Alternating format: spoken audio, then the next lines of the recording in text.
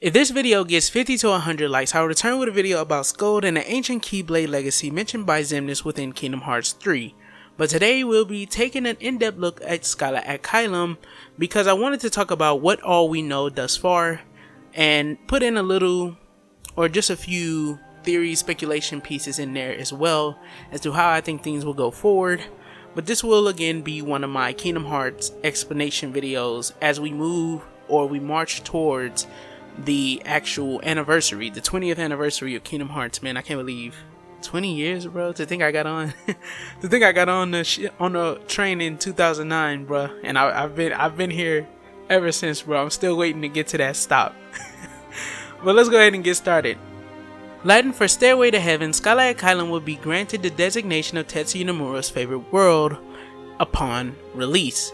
Integral as the final battle location within the story and the home of the final battle, this world would also appear at the beginning of the game, where two boys, Xehanort and Ericus, play chess. Kingdom Hearts 3's Theater Mode labels this moment the Gambit, and it's clear why. Xehanort and Ericus are playing chess with pieces that house the icons of the 7 Guardians and 13 Seekers. We even see later this chessboard also has pieces with the designations of the Foretellers.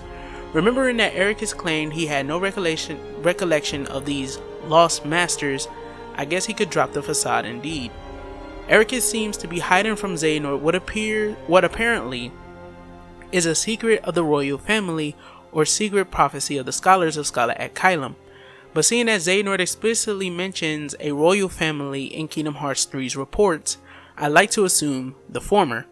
Xehanort learning these hidden truths from presumably his past life memories as what may drive him to become the Dark Seeker, while he possessed this intense fear of letting the world take its current path. Remember, player character is brutally beaten by all 5 Foretellers. This is where we start to get into a little bit of speculation. I said specifically, savagely for lack of a better word, Maul's player character, making even Ira, his friend and self-appointed rival, disgusted with him. This may even be what young Xehanort meant by those who pretend to be light but are ruled by darkness. This would explain his resolve to side with darkness in this new life. Siding with light only got him betrayed and almost killed before. As even the universal ally, Ava, even beats player character to the point their heart can no longer sustain their projection, a flat-out betrayal of all the righteousness she herself spoke of and exuded during Kingdom Hearts Key. All this to say, one should seriously consider Ava may have usurped power in Skyla at Kylam, especially since there's a big case of her being completely assimilated by darkness, appearing before the Master of Masters just before Union Cross's finale. Whatever royal family existed may have been destroyed by her, or at the very least supplanted, as Xehanort says, once a seat of power. Once. So, past tense. It is the nexus from which all worlds spring. If Ava is a darkness, then this claim would make a lot more sense. Xehanort doesn't hold it in such high regard due to his memories and what's currently taking place in his life. This even coincides with my findings of Yozora being brain potentially, which leads us into the tech of Skyla at Kylam upon Brain's arrival. Remember, the Master of Masters said that the Book of Prophecies needed to be given to Strelitzia, and the 5 Union leaders needed to be the specific characters on the list he gave Ava to ensure the future. One of them, however, is an imposter, and although they claim it to be Ventus in the story of Union Cross, Lucio himself claims it to be Brain. This is irrefutable, as Brain undertakes all of the actions in the finale that Lucio describes in his report, even labeling himself a virus at the very beginning. Despite what the story itself tells us, Ava is the common denominator of all of the mishaps within Kingdom Hearts Union Cross as it unfolds. Somehow I forgot to put Ava's name there. I do not believe Ventus is lying when he says that he met Ava by the clock tower. I think Brain is truly the unchosen character. This undying loyalty to Ava that Brain has may be the key to his return at the end of Union Cross. With the opening of Kingdom Hearts by the Dark Seeker, who no longer considers Scholar Akylum to be a seat of power for all Keyblade wielders, and Ava's lack of appearance in the epilogue, it is possible that Ava summoned Brain here herself. I have a video on this topic out already, so check that one out after this, or you can go there now and then return here later. But Sigurd uses an earpiece, which may give us at least some indication that this is true in some capacity. See, Chip and Dale, two scientists and scholars at Disney Castle, have only just now come up with smartphones in the form of gummy phones. And while technology is jumpy around the KH series, it has at least on some level been very consistent, and I can prove this. In Birth by Sleep, there's never any indication of digital worlds. Even the worlds we visit are set in Disney worlds closely tied to not just early Disney films like Cinderella and Sleeping Beauty, but their time frames are also set in a very 1800s-esque aesthetic. Even the Land of Departure fits this mold. And where things really get tricky with Sigurd having an earpiece is when we consider the three playable characters, Ventus, Terra, and Aqua, meet in the same worlds time and time again.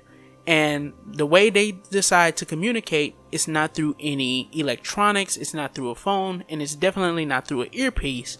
So communication is normal or magic throughout Birth by Sleep.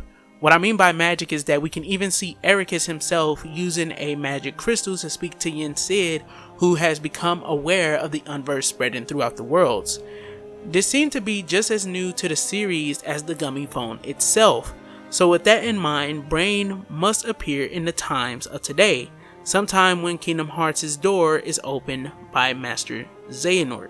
So it's either right after he does it, around the same time as the Foretellers' arrival, or it's sometime right after. But I think it's somewhere right where the Foretellers are summoned, because we don't know how Lushu even wound up bringing them back, but they do return. And we know that Ava, if she is the darkness that spoke to the Master of Masters, she was clued in on details about losing time travel, the way that the Master of Masters is apparently going to do it, which is, of course, having a medium, and the memories is the Book of Prophecies. So the medium in the Book of Prophecies, the eye is the medium, the Book of Prophecies is his memories, because the eye sends memories back to him throughout time.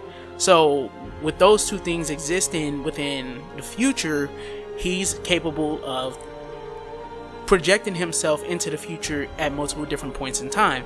And we know that Maleficent was used by a darkness who spoke to the Master of Masters to bring the memories of that specific darkness into the future. So she may already be in the future. What medium she may have to be able to jump in the same way of the Master of Masters, to where he can actually be here at this point in time, instead of him being a time portal like Xehanort. And this is what makes it different. He doesn't require a time portal like Xehanort. He's just here. Like when he appears in the future of the series, he will just be here. He will literally have gone from eons ago to this point in time, and this is where he now resides. He won't go back if he's defeated like the other characters. So interestingly, keep that in mind as we go through more videos in the future. And finally, with that out of the way, let's talk about the lore. So we know in Kingdom Hearts Union Cross's finale, Ephemera is said to be the founder of Scholar Akylum, and Xehanort calls Scholar Akylum the nexus from which all worlds spring once again. This would make Scholar Akylum the literal linchpin of the one world prophecy. Yes, the prophecy of the children whose lights saved the world from darkness. If you need a refresher, I got your back. Long ago, people lived in peace. Bathed in the warmth of light, everyone loved the light. Then people began to fight over it. They wanted to keep it for themselves. I don't know where I got watched from. And darkness was born in their hearts. The darkness spread, swallowing the light in many people's hearts. It covered everything and the world disappeared, but small fragments of light survived in the hearts of children. With these fragments of light, children rebuilt the lost world. It's the world we live in now, but the true light sleeps deep within the darkness. That's why the worlds are still scattered, divided from each other. It doesn't say and divided, it just says scattered, divided from each other. What? It's the world we live in now, but the true light sleeps within the darkness. That's why the worlds are still scattered and divided from each other. But someday a door to the innermost darkness will open and the true light will return. So listen, child, even in the deepest darkness, there will always be a light to guide you. Believe in the light and the darkness will never defeat you. Your heart will shine with its power and push the darkness away. So that's the legend. That's the legend of Kingdom Hearts, and most definitely the events of Kingdom Hearts Key, Union Cross, and back cover. All of that is carried within this one legacy that we got at the very beginning of the series from Kairi's grandmother. So that would mean Ephemera must be this character that guided all of this, because we know that when he emerged from his pod, it was only a world of sea and sky. Daybreak Town, it was one world. Keep that in mind. Daybreak Town was one world. However, when he emerged, it didn't even have land anymore. It was just sea and sky. And we know that they will build Skyla at Kylum on the remnants of Daybreak Town. This is how the original Daybreak Town becomes the what we see in Kingdom Hearts 3 that's underwater. This is how it would become that. So let's go ahead and go forward, and then I'll come back to you guys in just a moment. Ephemera, who we know emerged from his raft to the barren world after the Keyblade War and being shown to awaken the hearts and thus the Keyblades in the Keyblade graveyard, must be the figure from this legend. A quick look at his statue gives us another clue of him being this figure, as he can be seen holding the Master Defender Keyblade. And even when he helps Sora, we see the lights of the past create a Lux symbol. Lux is told to uphold a particular balance in back cover, one so integral that even though the foretellers knew it would promote or facilitate the growth of darkness, yet still, Envy resolved to collect more to meet Aced and Gula in the middle to keep this balance. The lights of the past creating this symbol indicates it was this same group of fallen keys that created the vast universe, turning the one world into all of these others, which explains why Xehanort calls Skyla at Kylum the nexus from which all worlds spring. These children created the worlds from the darkness using their light and their memories to turn fairy tales and fantasies into reality. In Kingdom Hearts Legends, so just to be clear, that's not a game or anything, that's not a book or anything. I'm saying it as in the legends that are within us in the games. Let me make that clear, because I don't want nobody to be like, hey, what's Kingdom Hearts Legends? I know somebody gonna ask. And Key, it said that the world was one. So even in Kingdom Hearts Key, we have an acknowledgement that it's the one world. This comes specifically from the Master of Masters himself. The Disney worlds were facsimiles created by the Book of Prophecies. This is how we know the Mickey that appears in Union Chi is the real Mickey, because it would be hard to assume he just hopped right out of a mere creation by the Book of Prophecies. Remember, this is why Data Sora was lost. Once the journal was recompleted, cause his whole life and persona was set to be who he was as the journal foretold, if you will. That was why the theme of that game was, does the heart and soul's essence carry over even if the people we meet are just zeros and ones that look like people we know? One can truly discover the irony of Maleficent mentioned in the Book of Prophecies or the Book of Fairy Tales back in 2011 in Recoded, when we realize, just as the game asks us to consider the real value of those people made out of data and the experience we shared with them, hence the ending, and this is the big part, the Book of Prophecies and its fairy tale like worlds of futures past, to put it in short terms, became the very reality Sora and his friends live in. So what used to be just fairy tales and fantasies became reality for the characters of today. That's the significance and the importance of why Kingdom Hearts Recoded plays, or it feels like it's starting to begin to feel like it will play a big ass, everything like the themes and stuff from that game is starting to feel like it's going to play a big ass role in the future, because that's literally how the world came to be. Just mere facsimiles and creations from memories and stuff, like what we saw the characters in Key go through, that became the reality of the characters of today. So just think about a data world. That's why Maleficent wants the Book of Prophecies. Ephemera appearing before Sora and being the founder of Skylar at Kylam means so much more from a lore perspective. We have finally come back around to the very first game in the series with his appearance, setting us on a course to resolve some hurt that's been waiting presumably eons for this blue-eyed boy to fulfill his destiny. It is no wonder Ephemera appears to Sora and grants him control over the lights of the past, because Sora has become connected in this moment, and with the legendary weapon at his command, he can do something about all those lives the Master ruined, which is where the ending of Dream Drop Distance comes into play. This is why countless spirits come to see him in the real sleeping world of Traverse Town, and how it ties into his little secret in Kingdom Hearts 2.9. So this was a little side note I wrote.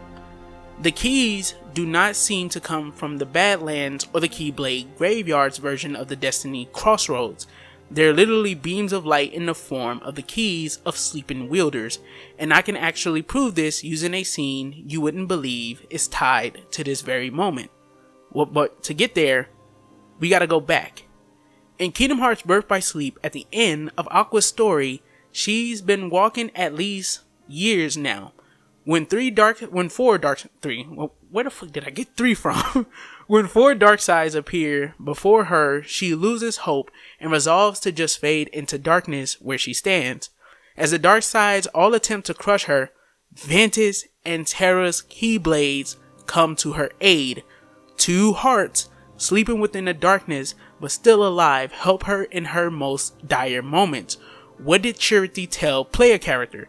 The spirits we witnessed in our time of dying was our charities taken in our hearts to protect us as we sleep, niggas, as we sleep. However, we chose in that moment to join the aggregate of all hearts, Kingdom Hearts, to begin our journey anew, begetting Master Xehanort. Ephemera is the figure of legend, and even though he passed on by presumably natural means, it seems he is using some form of light's abilities to connect to Sora, the hurt of those in the age of fairy tales, to finally give them their very own birth by sleep, bro. Which ties nicely into his sadness and pain for having to kill player character at the end of Union Cross. It fits an atonement storyline he would most likely feel he must undertake, not just as a friend of player character who could resolve to literally die for others, but also as a Union leader overall, which leads us to our closing. If Ephemera was the old man that took Xehanort away from his mother, then it's possible he tried to stop him from being the Dark Seeker, or he pushed him along the path to being the Dark Seeker, knowing his friend would most definitely take this role if it meant saving all those others. I choose to believe the former, but I also believe that this was Xehanort's destiny, to shape the boy that will come back for all those hearts to save all of them. Even Lushu Zigbar seems to be aware of this necessity for Sora to rise to this occasion. For all his punches at altruism being the fall of so many keys, he too saw the need to at least save one person, Brain, and maybe what he went on to become despite that gift could be why he feels the way he does about the way keys just throw their lives away. So, let's put this in short and let's wrap it up, baby. Skylar at Kylam is said to be Tetsu Nomura's favorite world. With the ending of Union Cross and Skylar at Kylam appearing there, it's clear why. Skylar at Kylam is going to play a very huge role. If we think about the events of Kingdom Hearts 3 when Sora is looking for Roxas, and this is important, trust me, when Sora was looking for Roxas, one of the things he brings up about Roxas, besides just bringing him back, is having somewhere to put him where he can feel at home. Skyla at Kylam, the new home of all of these Keyblade wielders that are lost in the facsimile or the data world or the world line, whatever you want to say, created by the Master of Masters when they die in Union Cross.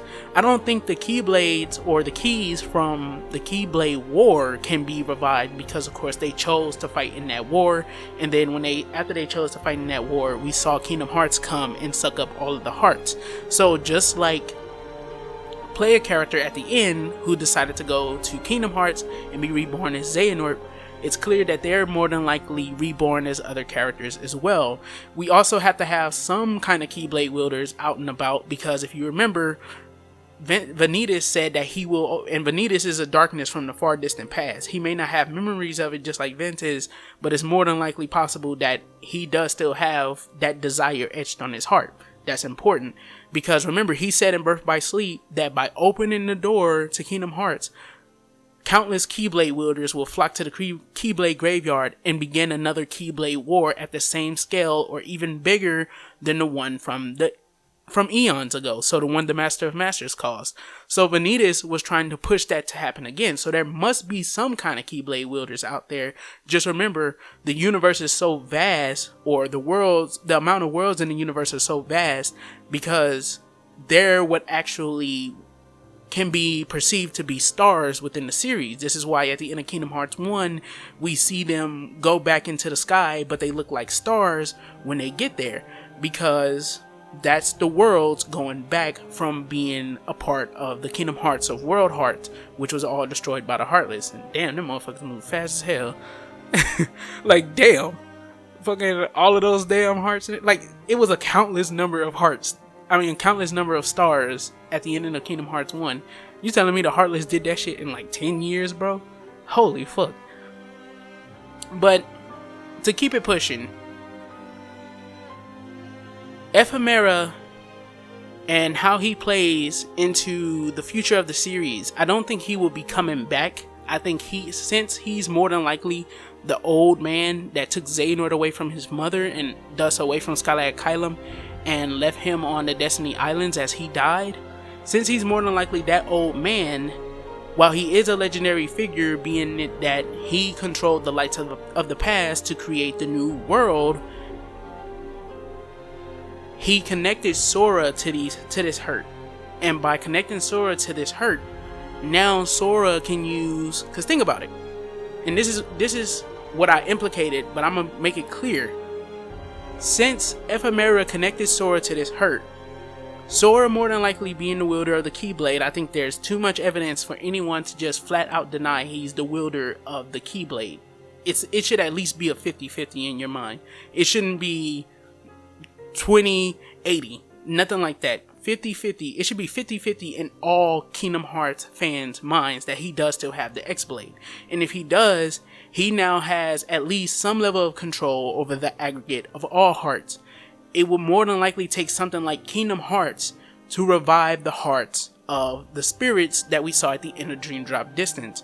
Of course, a lot of people pointed out how that scene has changed now because of the ending of Union Cross, but the way it's changed is significant, because all of these Dream Eaters, there's no way they're Soras, because there's multiple, like, yeah, they weren't going to create new Dream Eaters for one scene, but there's multiple of the same ones. This is what we see in Kingdom Hearts Union Cross's ending, to where we see a lot of the characters just become spirits. They just become different kinds of spirits, but at the same time too, the same kind of spirits. They may have different variations.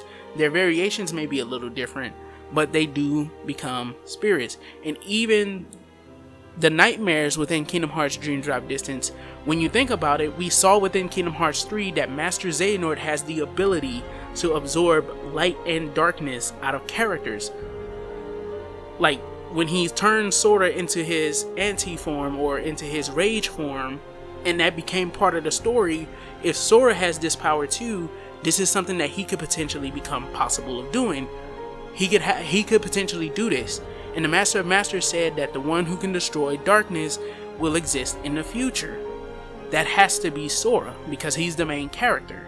If it isn't Sora, it's somebody we don't know of yet, unless it's going to be Riku, which I would love that. I would love that. But I do still believe it's Sora because he's the main character, obviously.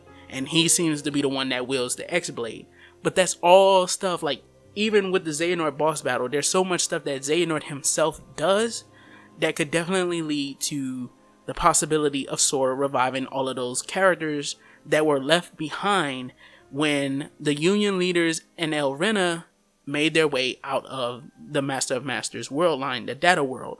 And of course, player character who resolved to die and become Master Xehanort, Ephemera may have, and I hate to put it this way because it makes it sound bad, but Ephemera may have used his friend who he knows because of what he did before would be willing to become this dark seeker to ensure that Sora reaches his destiny, that he's prepared for his destiny as it's about to come and it's about to unfold. Because remember, Sora hasn't even opened the door to light yet. The door to light that he was said by Mickey to open, he hasn't opened it yet. Even when it appears in Kingdom Hearts 2 at the end, he says the door to light. So he's remembering what Mickey told him in Kingdom Hearts 1. So he hasn't even opened the door to light yet. And when he opens this door, whatever resides on the other side or whatever he has to face to get to that point, that's what Xehanort was for. That's why I made the video to where if you really pay attention to the series, you can see to where it's not a case of either or, but both and. Xehanort is training Sora along the path to his destiny, and at the same time too believing he is chosen for this destiny instead. But let me know what you guys think about this. This is being your boy Mazia, just bringing you guys a video about Skylar at Kyla, man. I cannot wait for the future of this series, bro. The 20th anniversary can't come fast enough, dog. I need, oh my god. Cause when I said that a Birth by Sleep 2, a Dream Drop Distance 2 could happen, a Chain of Memories 2 could happen, another Days could happen because it's been a year. A lot of people didn't believe it. Some people did. A lot of people didn't believe it. But I mean, we got basically our Chain of Memories with Memories of Melody, the memory game, Birth by Sleep 2, the characters, like, yo, we learned now that the characters from the past are sleeping because they're literally fucking spirits now, bro. They were the ones that appeared at the end of Dream Drop Distance. That's why there's so fucking many of them. And just think about it. There's so many of them, and then there's so many fucking sleeping. I mean, there's so many lights of the past. And the lights of the past don't appear to be the Keyblades from the Keyblade Graveyard because Destiny's Crossroads in the Keyblade Graveyard is still there. So I don't think that that's what it is. And we saw that when the lights of the past disappeared, they dispersed.